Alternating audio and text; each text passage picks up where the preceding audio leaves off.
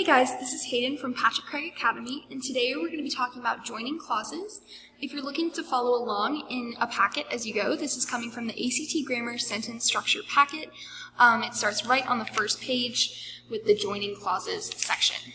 So, before we can talk about ways to join clauses, we have to define what a clause is and how to recognize one. A clause is any group of related words, and this group of words has a subject and a verb. That's the key here, is to make sure that you have a subject and a verb. Some examples of clauses are John went to the market. We've got our subject, John, verb, went. He ran to the park. Subject, he, verb, and ran. And because the dog barked at my neighbor, our subject of the dog and our verb, barked. All of these are examples of clauses, not to be confused with modifiers, which sometimes people mistake as dependent clauses for reasons that you will see in a couple seconds. There are two types of clauses. One, I just mentioned, the dependent clause. But to begin, the independent clause is anything that can stand on its own. It has the subject and verb, we already know that, but it acts as a complete sentence. So here we saw two on the last slide, and here's some more. My mom likes to cook and clean, with the subject of my mom and the verb likes. I love to read books, the subject of I and the verb love.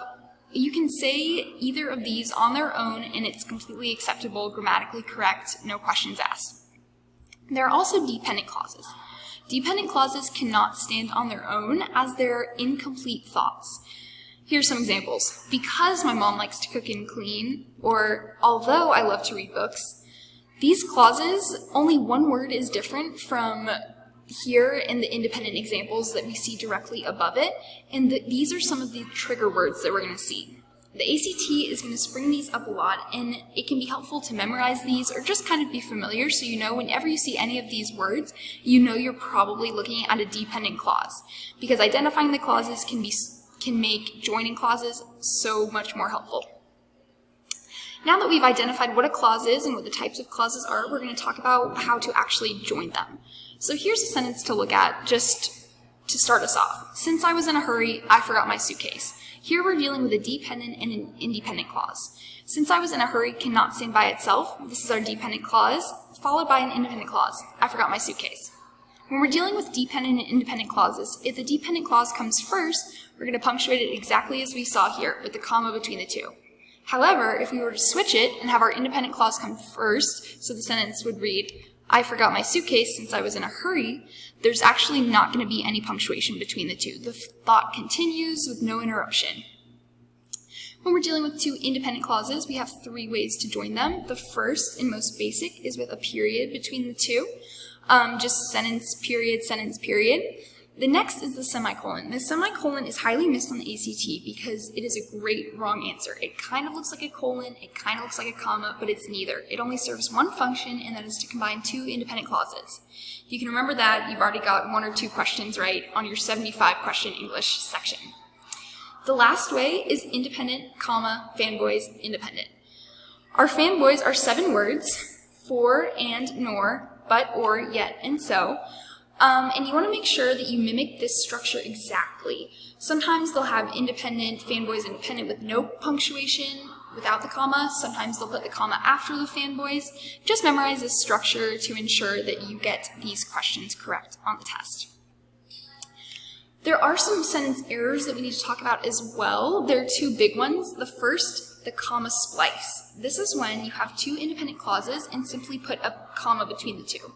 This one confuses a lot of people simply because there is that natural pause between these two. I went to bed late, I am tired. And so people will see the comma and think, oh, great way to add this pause, I'm done. Just memorize that the comma will never be correct between two independent clauses, even though you might be able to convince yourself that it sounds okay because of that pause. The next, when you have two independents shoved together, this is a run-on sentence. These are a little easier to spot because the thoughts just keep coming. It's kind of easy when you're reading through. Patrick taps watermelons, he buys the one with the best sound. That you've got two subjects, two verbs, it's too wordy. So remember, use the ways that we just learned to combine clauses and not either of these. We're going to go through this sample question together, so if you want to go ahead and pause the video while you read through, feel free to do that. But, now that you've read through, we can see that we have the computer is probably sick, comma, unless the diagnosis may be that the computer has a virus. What we're looking at here is our first independent clause, the computer is probably sick, complete sentence on its own. And we also have another independent clause, the diagnosis may be that the computer has a virus. There's a comma before the unless that's there right now, and that kind of looks like independent comma, fanboys independent. But what's there right now is not a fanboys. So, in order to make the sentence correct, we can change that unless to the one answer choice that offers a fanboys, which is answer choice C. When we put that and in there, we are correctly joining two clauses with one of the structures that we just mentioned. The other three answer choices have other trigger words for dependent clauses or words that are transition words that are trying to be fanboys, but they're not, because remember, there are only those 7. So if you can rule out all of this, you're good to go. Here are some practice ACT questions also in your packet that are great help. And that's all. Thank you, guys.